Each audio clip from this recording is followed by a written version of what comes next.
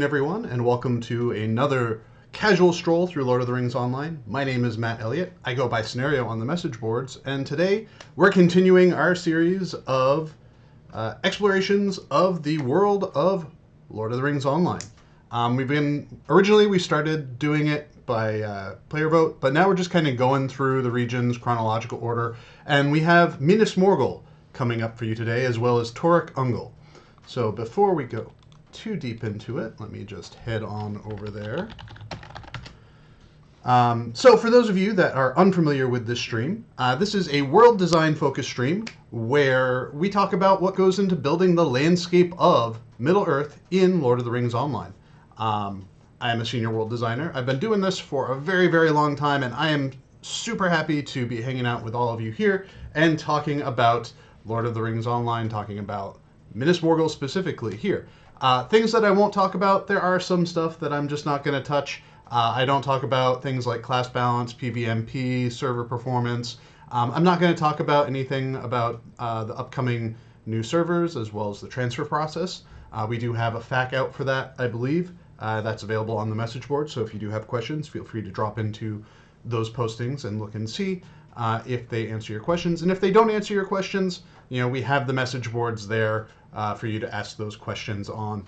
And we've also got kind of the weekly Court of the Ring stream, which is an opportunity for you to ask those kinds of questions as well. And as you can see, Druid's Fire happily posted a link to the FAQ in the chat here on Twitch as well. So with that in mind, why don't we get things started? So we are here in the very entrance to Minas Morgul. Originally, this gate was here and it was blocked off. So this was closed off. You could not get past here when you were exploring Lingris, which is a region of Mordor, the very spider-infested region of Mordor. But you cross into here, the doors open, and now you are in Minas Morgul. Minas Morgul, which we'll see coming up, was kind of the counterpart to Minas Tirith. And then over time, and it was acting as kind of the guardian city watching the borders of Mordor. And then over time, it itself fell to the evils on the other side of the border. But so we'll start our way off up in here. Minas Morgul was kind of a different sort of region for us to build because I don't think we've really built anything that was quite this heavily valleyed before. And that made for us to have to really kind of up our switchback game. As I go higher and higher up into here, you can kind of see the view down into the valley. We did want to have it be kind of depressing and forlorn as you are exploring around in here. And I think we nailed that fairly well, even though the terrain frills here, for example, are somewhat bright. I think it's important to have that sort of contrast on the landscape. It helps you kind of find your way around. And I think that's one of the things that regions like Mordor kind of struggled with, where it was very, very dark ground with very, very dark cliffs with very, very dark sky. So it made it somewhat difficult, at least in some areas, to kind of know where you were going, know how to navigate, because everything was just so dark. so dark. But yeah, so here we are in one of the overlooks. I think one of the things that's too is tricky about the content flow for this region is, we didn't hit you with a quest hub right as you crossed over the boundary into the region. And so you kind of had to traverse through the region a little bit. And I think sometimes that can be like a good way to get people to see the regions, but that can be tricky from a storytelling and content perspective where you're like running past all of these cool things that you see, and you might even like go off to the side to explore them, but then the actual content for them isn't available until you're further along in the region. And I think that's something that we're trying to work on to be better about as well, is the flow and the planning for a region as we're going through and exploring it. One of the things that we were really hoping for with this region and actually was hoping for it with Elder Slate and Elder Slate at War as well, but we didn't get it until much later on. Was to have the variable Z position stuff in our scene files. We did finally get it, and we started using it as part of our. Oh, hey, a little patch of green. That shouldn't be there. We did finally get it, and we started using it as part of what we were doing with Legacy of Morgoth's regions. I got to get down from here. For some reason, I had thought that there was another camp up here, but it's been a while since I've been in here. So we finally started using that in the newer regions that we've built, and if we weren't worried about those changes impacting landscape, we'd retrofit them, because this region was originally intended to use the variable Z positioning for scene assets. It didn't work, and because it didn't work, it just broke the scene files in client. It worked in World Builder fine. Our tools displayed it perfectly fine, but the problem we ran into is that the client didn't know how to represent what we were asking it to represent. And so because of that, it just kind of shrugged and threw up its hands and decided that it wasn't going to try to do it anymore. I think one of the, Druid's Fire says the overlook is so very good. I think that's one of the things that is really, how do I want to describe it? I think if there's any region in this game that is built for ample overlooks and cool valley views, this is definitely the region for that. There are multiple high points from which you can just get these really cool views, and we've got these strong anchor POIs, whether it's Minas Morgul itself or the surrounding mountains, that really help to showcase the landscape and provide some really, really beautiful silhouettes. And I think that's something that is, as we're like building landscape and whatnot, is always important to make sure that we have those silhouettes that you can see in the distance that act as your wayfinding through a space. And that's why having the contrast in the colors of the terrain and having contrast in the sky against the terrain helps to pull those elements out and make them visible. My fresh admin character going through and getting all of the deeds as we run through. So this was another cool intentional view where we wanted to show you a different angle on Minas Morgul itself, and then death should you decide to jump off.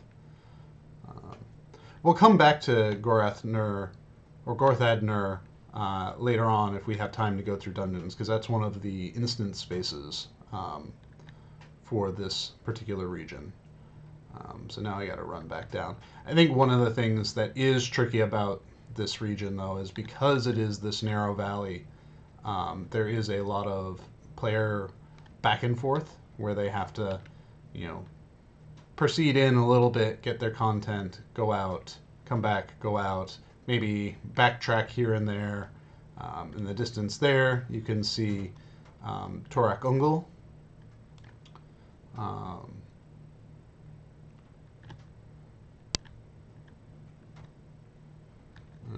Alright, I am trying to remember my way around this region, but sometimes you just gotta rocket jump. Alright, that's how we do it.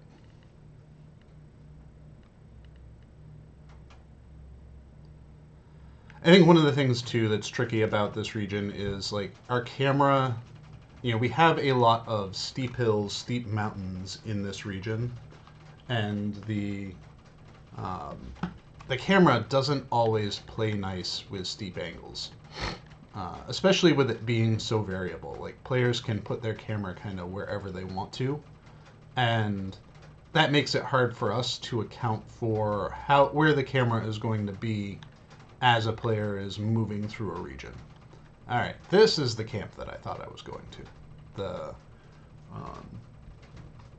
the Morgul camp, as well as the entrance to the Filthwell, the Ethel Guar.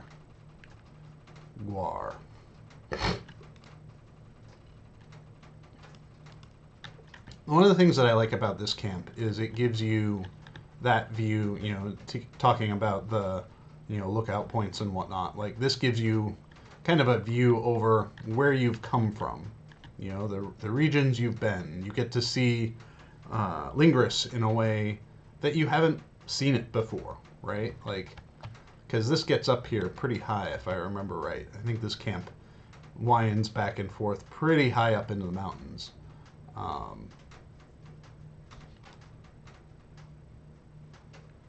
think one of the things, too, that would make all of these switchbacks and whatnot a little bit easier on us to make is if our terrain was a little bit higher fidelity. Right now, the terrain mesh is... It does what it needs to do, and can present interesting looking landscapes at a broad brushstroke level, but super fine, high detail landscapes, it's a little hard to do those with this terrain when there's only so many vertices for it, right? Like, you can even see here, where the edges of the landscape exist.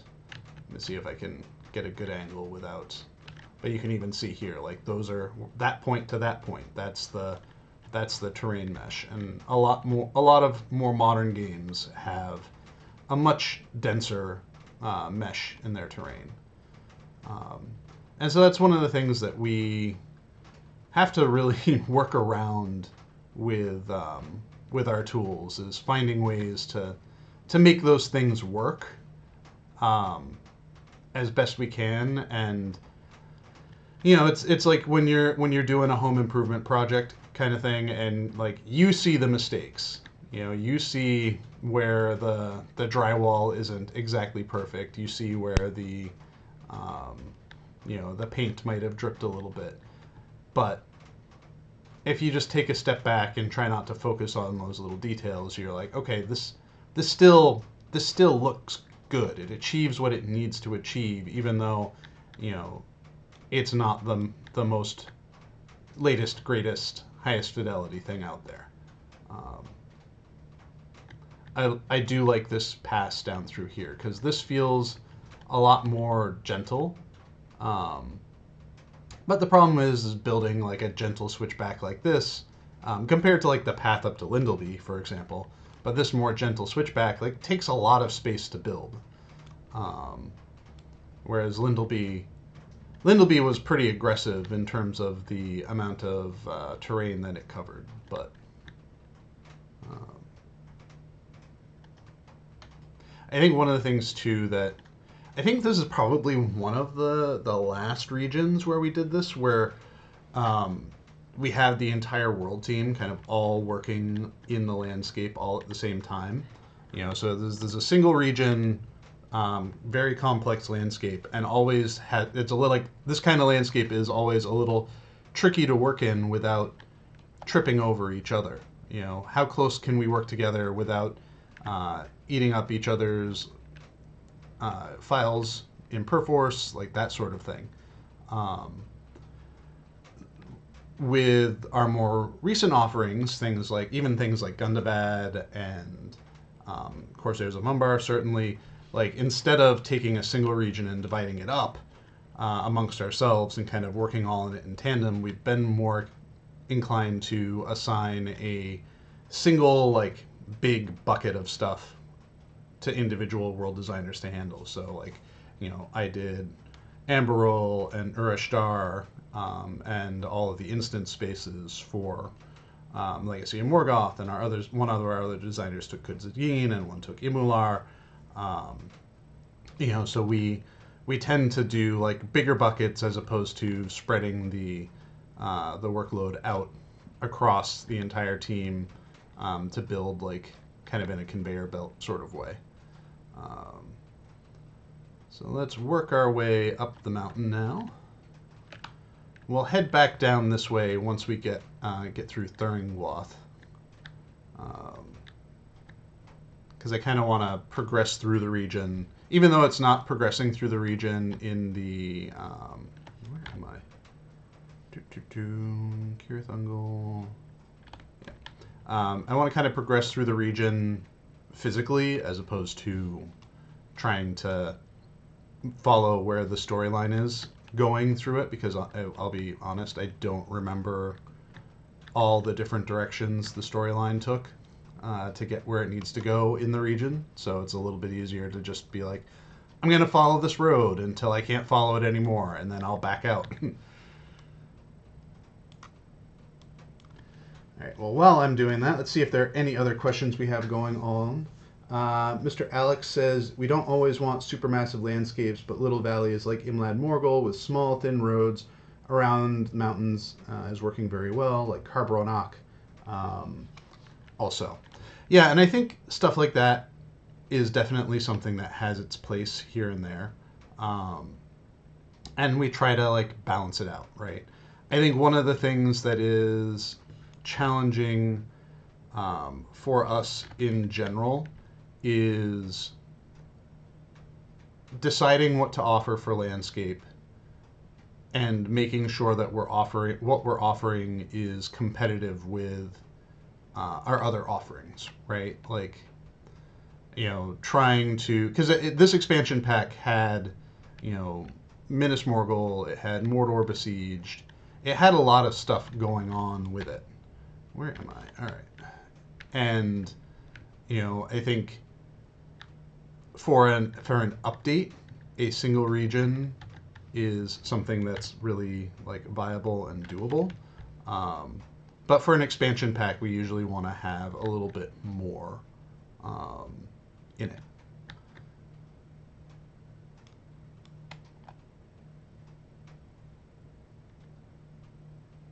Spooky, gloomy.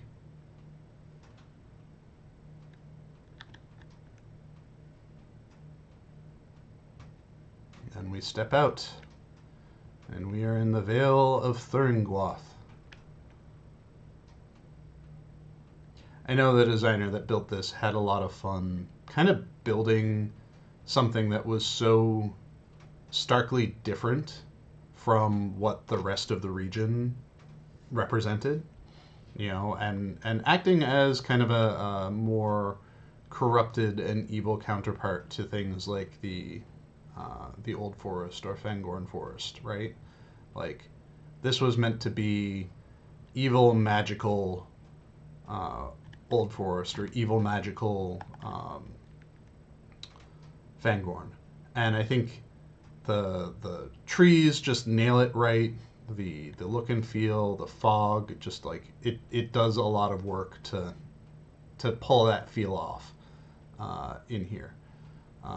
I think one of the things too that really makes it stand out as a region compared to those other forests is a lot of those forests you feel very hemmed in by the forest. Like, we tend to go with closer fog. We tend to go with darker fog and darker lighting. Like Mirkwood, northern Mirkwood, for example, is a very, very oppressive forest space.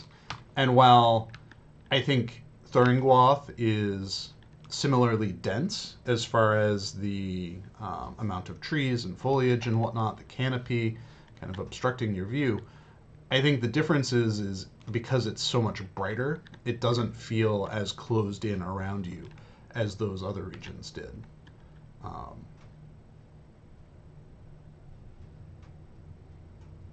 We come up to the Dire Span, and leading into one of our final dungeon spaces as well for the expansion pack. Bar Nerniaeth, the Houses of Lamentation.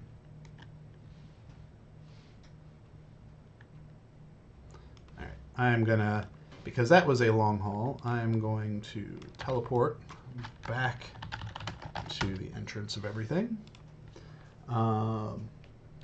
Jason B says, any plans to update the engine for higher fidelity? I think it's funny. I made kind of a joking comment to one of our designers, to Orion, where I was just like, I think it was to Orion, where I'm just like, I'm trying to AAA as hard as I can with this engine. I think we are we are doing what we can over time to find ways here and there to implement new systems and new features into the engine that will help kind of modernize it, taking some new approaches to how we're developing our landscapes, to how we are making assets and whatnot. So I think it is much more of a piecemeal kind of approach. It is not the wholesale like let's completely revamp the game, revamp the engine sort of thing. It is much more of a where can we find the little features here and there that are going to improve the quality of life of the game, improve the visual fidelity of the game, without impacting the game in a way that is negative. That's the direction we want to go. That's how we want to go with those kind of more thoughtful adjustments to things. I think we're learning as we go through that whole process. There are some things that as we're working on them, we're like, okay, that didn't work in the way that we were wanting or hoping for it to. So I think we don't have really the luxury of you know how do I want to say this? We don't have the luxury of just like scrubbing the game, bringing it down to its bare bones, and building it back up again. That's not a realistic use of our available time and efforts, right? So we need to be careful and thoughtful about those kinds of things that we do decide to make as upgrades, because there is a lot of nostalgia also for the way things used to be, the way things that are now, right? And it's this balancing act of what improvements do we make to improve the look and feel of the game so that new players might be interested in it, as well as maintain the nostalgic qualities of the game that our current players may really really enjoy and really appreciate.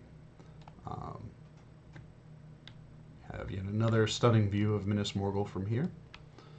Um, Thankfully, there are not multiple copies of Minas Morgul. I think there's only one copy of it, and it's only a partial copy um, that was used for one of the instances. They just the designer wanted to make sure that there was basically a space that they could work in that wouldn't be tampered with. So over here we do have the entrance from Ithilien, and this is from post Pelennor Ithilien, I believe. Um, it's closed off in other versions of Ithilien.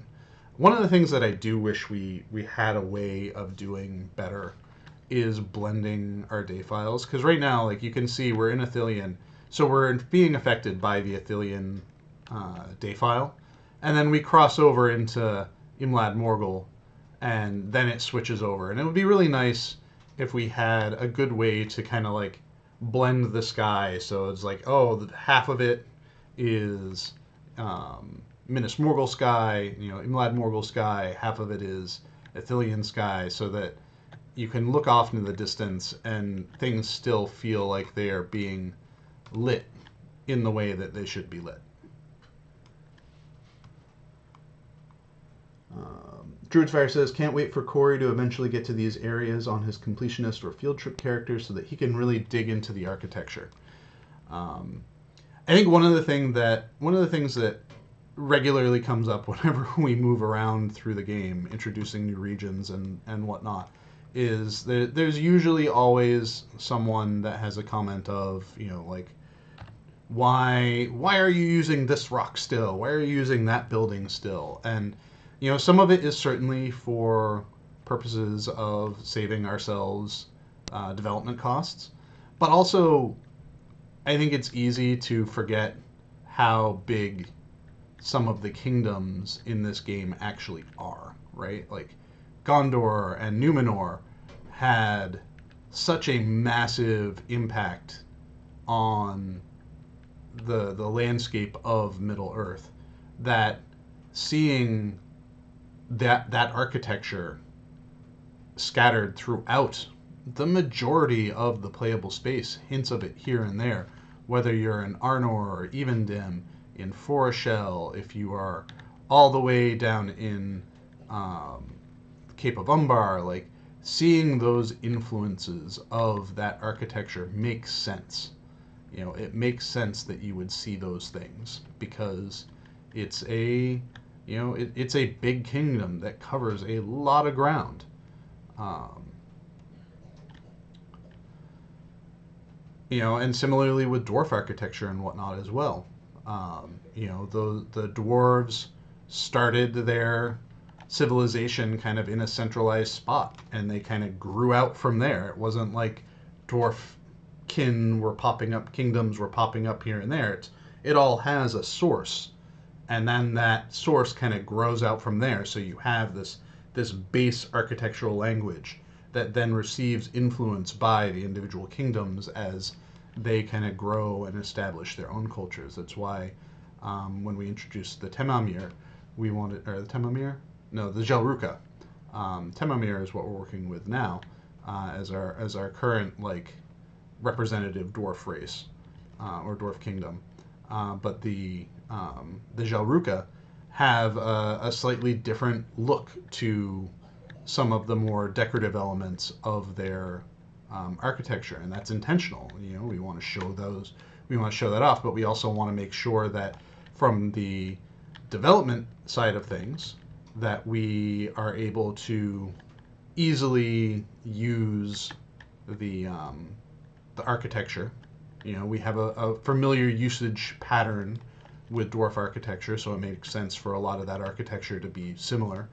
And also because we want to be able to kind of represent a consistent look for a culture. So,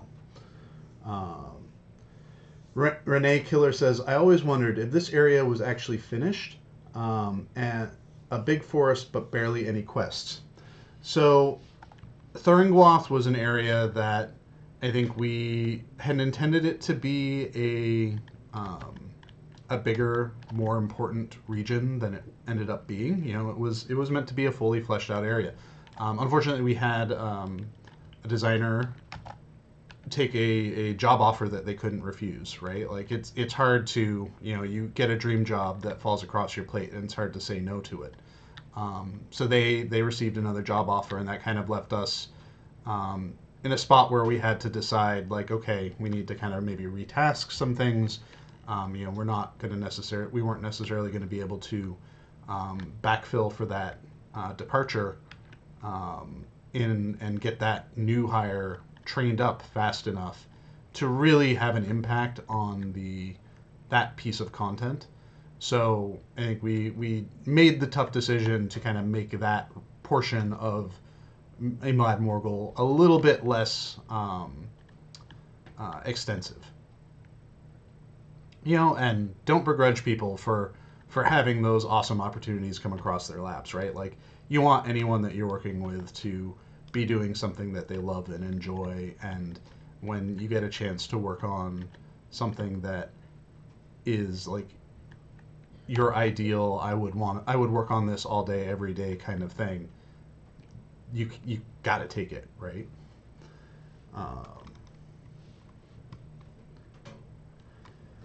Mario Justin says, I really enjoy how you managed to keep various evil areas visually and aesthetically distinct and fresh over the years. Haven't been here myself yet, but the colors look really unique compared to something like Angmar. I think that's one of the challenges, because it is especially with the visuals of things like the movies and what the Nazgul looks like. It's really easy to fall into a single interpretation of what evil looks like, of what badness looks like, those sorts of things. It's really easy to fall into that. Black, edgy, spiky armor, glowing red eyes, like that is a classical visual language for what is evil.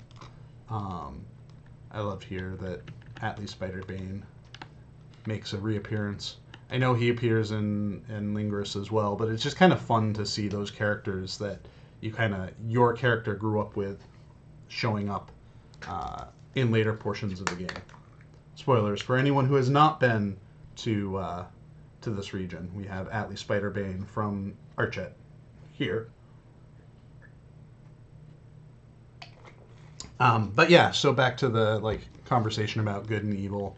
It can be really hard to not just fall into the trap of, everything evil is black and spiky with red glowing eyes and whatnot. And it's up to us to really try to define new ways to talk about evilness, to represent it. I think luckily we had things like Shelob and we had the Ungolidain as an opportunity here to kind of mix up and provide a break from the classic, Orcs and Angmar style badness. And I think the glowing of Minas Morgul itself helps establish it as something that is different and distinct from the other kind of, basically distinct from Mordor on the other side. And that was something that we were very intentional about as well. Like, we knew this was going to be another evil region, evil things afoot, all of that. So we needed to have a way to represent that evilness that wasn't something that would burn people out, would tire people out. I think regions like this do a fairly good job of exhausting people if they are in them for too long, if they don't have some sort of visual thematic breaks that happen. So having things like, where am I going? Here we go. So having things like Thuringloth, having things like a glowy city and whatnot, those can all do great things when it comes to changing that stuff up. Here we are on the path from heading into Torech Ungol. We're not going to go in here quite yet because we still have more of the region to look at, and I'm moving as quickly as we can through the region because the dungeons in this expansion were really, really cool. Not that I'm tooting my own horn or anything, but I did build a bunch of them, and I think we were able to.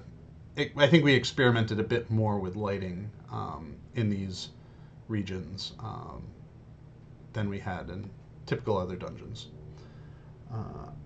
Let me hop down, get another cool view of things, and then we'll see if there are any more questions in chat. Also, if I've been talking a while and I have not had a drink of water or anything, please, please, please remind me to take a drink so that I don't just destroy my voice while doing this whole stream. Let me get to a good viewpoint of... Here we go. We're going to be heading over there next. All right. Let's see. So Lost Shire Hobbit says, first time I saw Minas Morgul was another wow moment, and it had moon vibes, but corrupted moon vibes. At least for me it does. Was there an idea to link it back to Minas Ithil at all?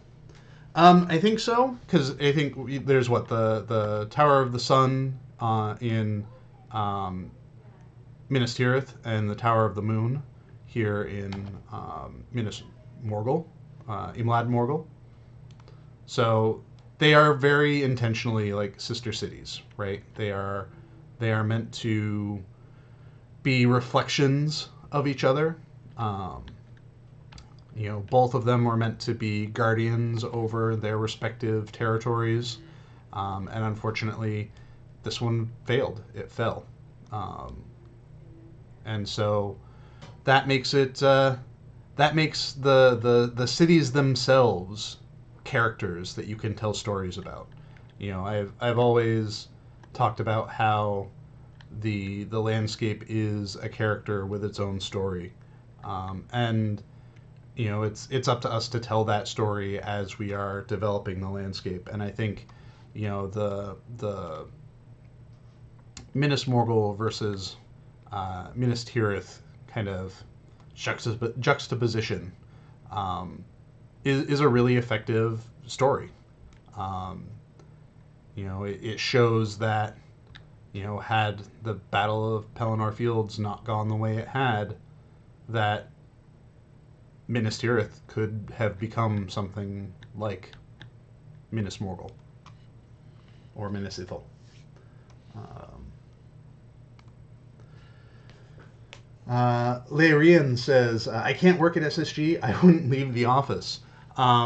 It's like, not to be too facetious, but it is kind of funny. Working from home, it's actually something that I have to be very mindful about when it comes to work.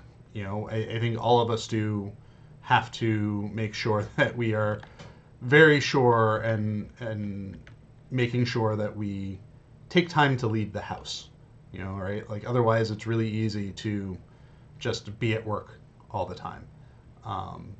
And so, like for me, that comes in the form of making sure I have time in my day to run errands, making sure I have time in my day to go to the gym, because like I think as frustrating as traffic is or can be, one of the benefits of going to the office is it does kind of break up your day. It does kind of make you leave the house. I mean, it definitely makes you leave the house, and it makes you have to have some variety in what your day-to-day experience is. And work from home is a little bit more challenging to achieve that, but it's no less important to make sure that you have those like breaks and opportunities to leave the house and to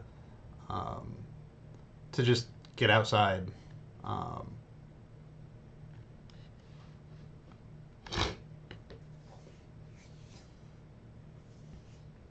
uh, Druid's Fire says evil looks pretty dang hot with the rings of power. Um, I think again that's another interpretation of evil, right? Like I think Antheron is a charismatic but ultimately controlling interpretation of evil, right? Like the intention of that character is to whisper those sweet, sweet words to you and convince you to do the things that in the back of your head you're probably kind of like, this doesn't really seem like the right thing to do, but then you do it anyways because dang that Antheron, he is just so compelling in his argument, right? Um, so there's those many shades of evil in the world. As we run around here, I feel like I'm running fast, a little bit faster than I probably should. I can probably slow it down a little bit. The only reason why I note that is because all of a sudden the lighting on the floor went away. And that usually means that I have more light sources loaded than I should because I've just been zipping around pretty quickly. Druid's Fire also says, I love the continuity of using early game NPCs in later game content. The 18 years of story continuity is chef's kiss.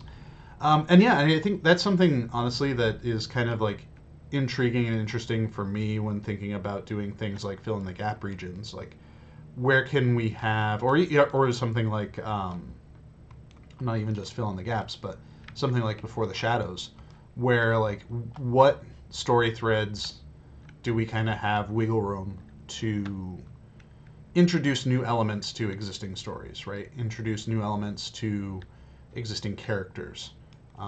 Fill in where those characters might have been. That's what we did with Boromir for Before the Shadow. And I think that helps give us a little bit of extra longevity. I know players really, really like the concept of the. What are you? Oh, you're just a Morval floating around up there. People really like the concept of the further adventures too, right? Because it gives you that little bit more story on characters that you had previously interacted with. And I think that's a good way to, to fill out or to even just like give old characters something new to do at points of time where we knew those characters have like downtime. We know Bilbo is hanging out in Rivendell basically for the rest of the book series, up until the very end. So, like, why not find things for him to do while that's happening? It plays with the chronology of the game a little bit. It makes it a little tricky to fit some of those things into the ongoing narrative.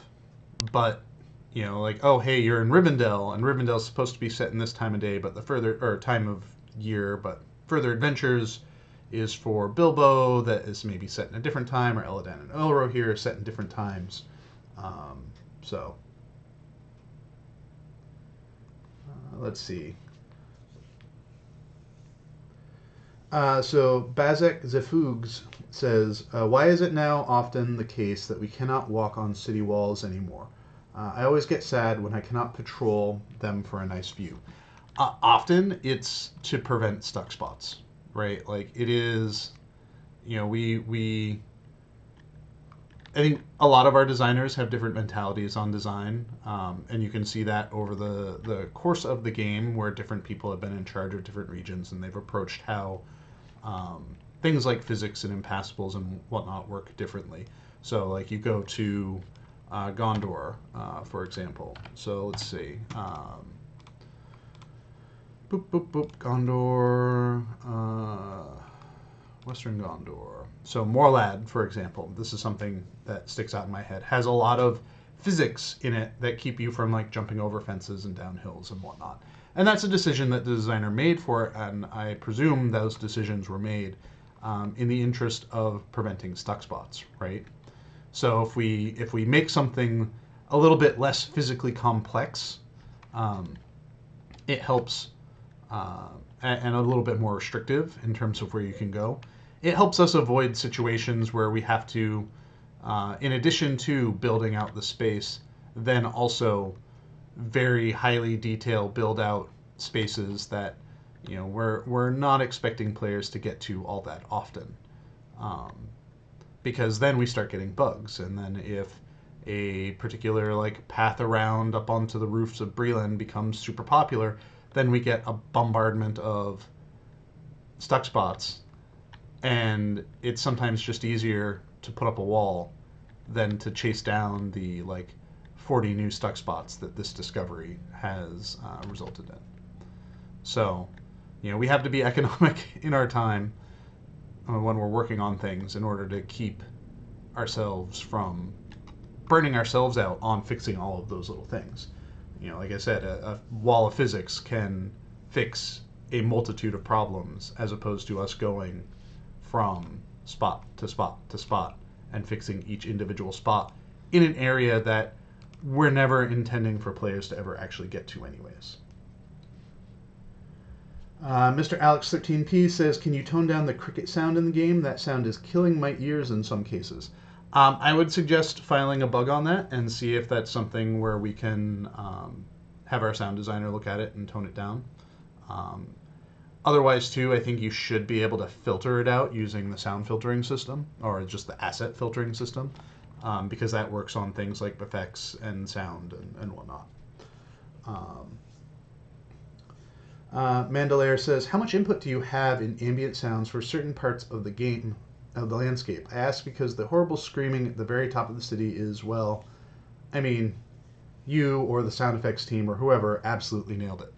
I think a lot of that ends up landing on our sound designer and Bill Champagne.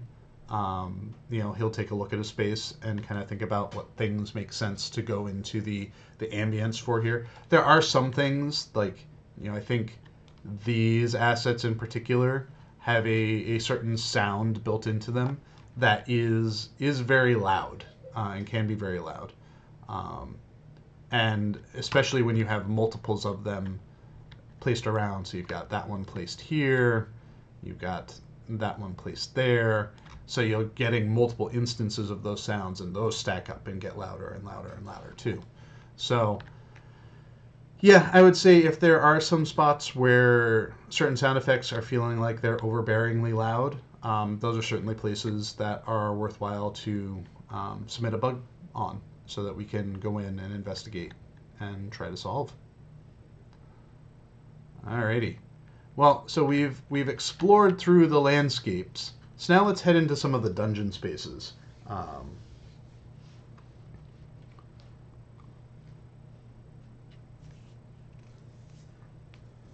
Let's see. So before I jump in there, says Lyron 1986 says scenario. You spoke of this expansion losing an SSG employee that impacted Thuringwath development. Prior to Corsairs of Umbar release, there were departures that impacted development. Has SSG changed anything from these experiences to mitigate the impact of departures that may unfortunately happen? I think anyone leaving a team leaves a gap in the team, whether that is a gap in productivity, a gap in knowledge. You know, losing a team member always has an impact on a team. I think it's really helpful to have individual design methods that can help determine what is higher priority, what's lesser priority, and kind of tier out how things are developed. Like my approach to building landscape, for example, is a very tiered approach to building out the landscape, where I will do, broad strokes of everything of a certain tier first. I will, if I'm building out a region, I do the height map first, and then I focus on textures and scene files. Then I do a pass that's on like roads and hubs, and then I do a pass that's on camps, so that it's like very staged out, so that it's not like, oh, hi, you just walked in front of me.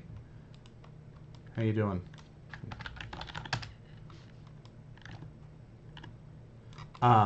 So I think those kinds of thought processes, while a designer is working on their plan and scoping and speccing, can really help. They won't resolve those issues that come from the departure of a team member, but they can help kind of better position a team to know what is left to do, right? And to know, like, okay, these are the high priority things that were left on this person's plate. These are the, medium priority. These were the low priority.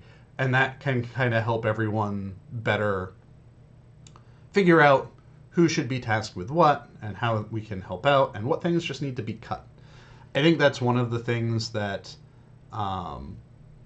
we as a company really struggled with for a while, was our ambitions kind of led us to, I shouldn't be in here, our ambitions kind of led us to put ourselves in positions where everything was viewed as an important and necessary thing for what we were making.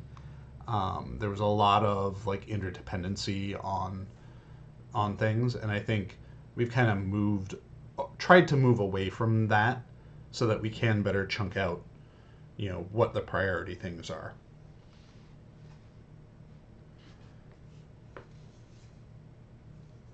Keezy Bun 33 says, how hard would it be to make a set unstuck point command to unstuck to if you do get stuck anywhere? I think I'm not sure exactly where unstuck sends you now, but it is a data-driven location based off of where you are to get you to an unstuck location. I don't remember if it sends you back to your player starting point or if it sends you back to the defeat circle that is in the location you are, because I haven't used it all that much as a tool. I think allowing players to define it turns it into basically just another travel option for players if they can pick where they want it to go. And I think that isn't great. There's already a plethora of ways to get around the world, and I would be hesitant to then also change the functionality of Unstuck in a way that players would just look at it and consider it another travel tool.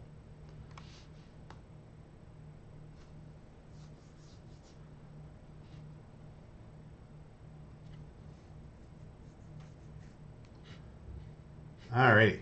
All right, we got a little bit of time left, so let's start digging into. Oh wait, we still have to do Torech Ungol real quick. So we'll do that real quick, and then we'll go into dungeon interiors. I had a lot of fun building Torech Ungol. It'd been a while since I'd done this kind of more claustrophobic dual height map space.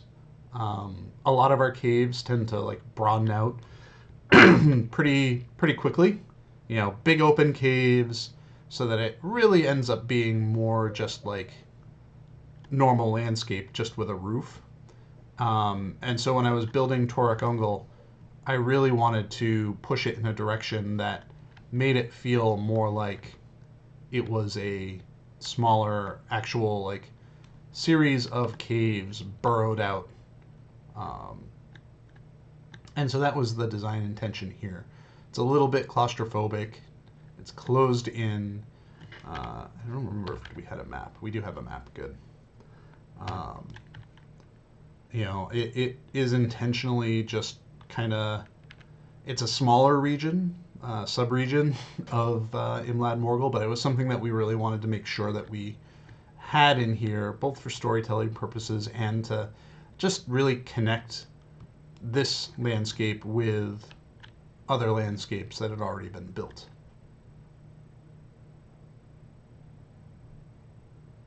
So, yep, here we go.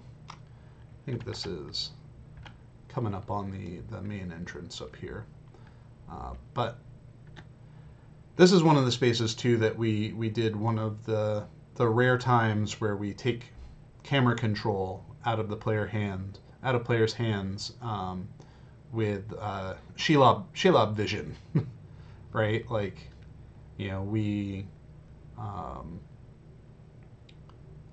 I really like it when we do something like that in a limited fashion. I know when we launched the game, I think one of the things that was like something that we considered a feather in our cap was that we didn't take control of your character during storytelling beats, right? Like, it was either all something that was happening all at once in world, or it was um,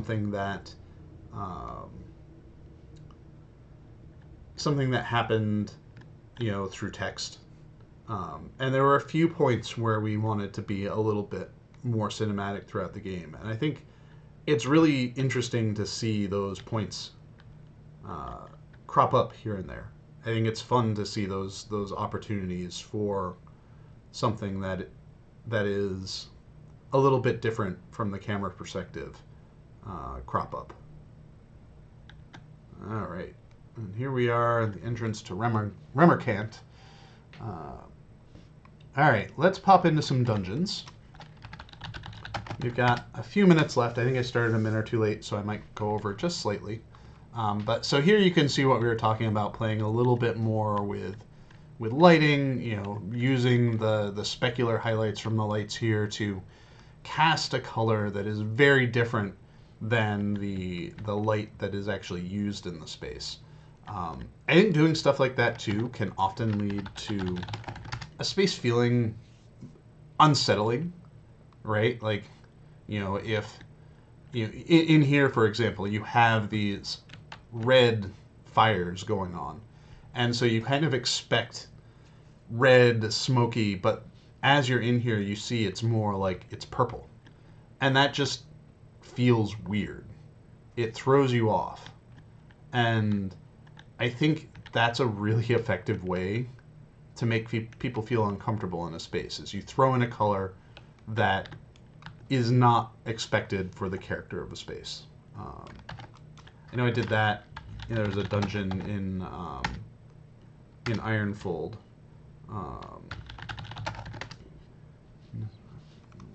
Did I spell it wrong? There we go. Where it was like a blue light with bright red specular highlights, and that really just helped emphasize the awfulness of the pedestal that you were running up on.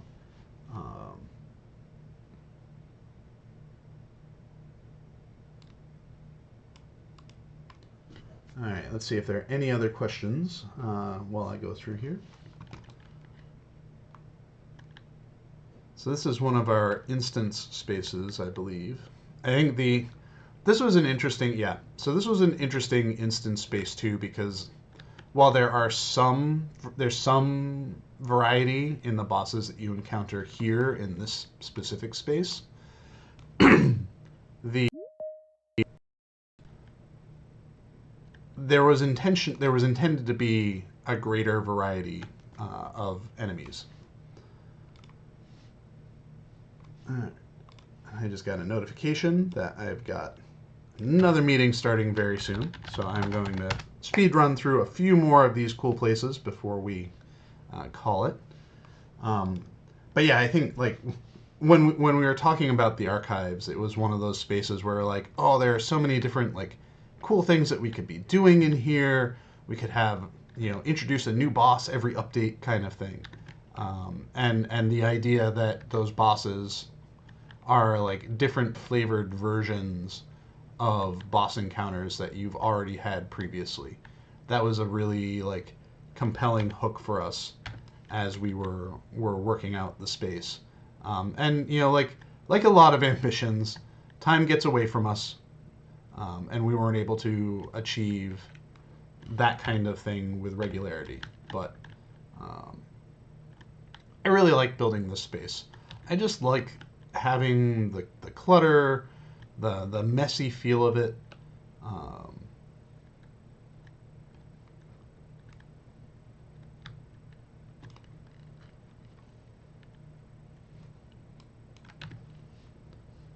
right, let's go to Filthwell.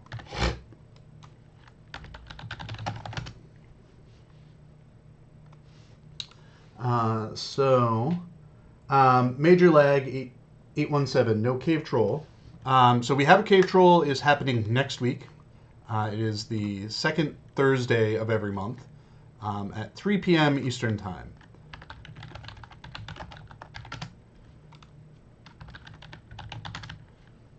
We are just wrapping up our casual stroll in which I blitz through these instance spaces as fast as I possibly can. This space, the Filthwell, I had originally envisioned it as a very randomized path through, where the idea being is each load up of the instance, you get a different path through the space. And I think I don't remember if that is implemented in a very limited fashion, but that was kind of the high level idea is as you're trying to work your way to the bosses, each time you go through, the path might be a little different.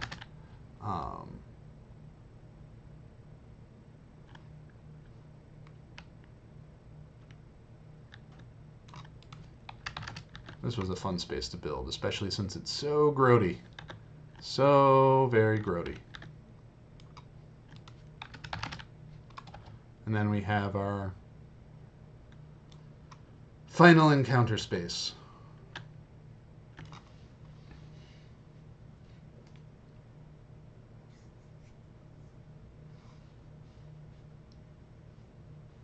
So Lyron, 1986, says, this expansion had many endgame instances. What determines the quantity of those instances in an expansion? I feel that future expansions after Minas Morgul have been a little less on instances, and just wondering how that process works. It usually comes down to what we have time to make and what our player base seems to be interested in and reacting to at the time that we're working on it. So, I think, well, this is another version. This interior, the designer was like, I want 3 different versions of this space. So this is one of the versions. I called it Pub of the Dead. And for our last one, before I wrap up this one, so yeah, it really depends on what designers want to do and what we think the player base is feeling like. What they might want to play at a given time. I think with the with the stuff we did for Legacy of Morgoth, we intentionally had fewer three-person instances because, those can actually be harder to build and balance, because with only three people, it's harder to know who all is in the group. So that means that you need to kind of maybe make it a little bit easier, but if it's too easy, then people won't kind of come back to it for challenge content purposes. But then if you make it too hard, then it kind of forces you to only be able to run it with a certain optimized loadout of characters. So, but alrighty, everyone. Well, with that question, I think I'm going to wrap up all of this. Thank you, everyone, for hanging out here for this stream. So next week, like I mentioned, we are doing our We Have a Cave Troll stream with Orion, Alan Mackey. Our topic is just going to be a general Q&A. The biggest thing that we want to kind of avoid talking about is we're probably not going to answer many or any questions in regards to character transfers or the new servers, because we do have a plethora of information out for that. I think the raid for Legacy of Morgoth is currently available on preview on Bullroar. I don't know if Bullroar is up or down right now, but the intention is to have a couple more Bullroar previews of that before it goes on to the live servers. I know we have other patches coming up too, and before we know it, Update 43 will be right around the corner. So yeah, I think that's everything I've got for you all. So thank you, everyone. Have a great evening, great afternoon, great day, wherever you are in the world. Court of the Rings is our usual Friday stream, though it sounds like Cord will not be available to run it this Friday, but that's our usual time. So if there are questions that you wanted to have asked and weren't able to get answered here in this stream or in our stream with Orion next week, feel free to drop into one of those or drop into the message boards.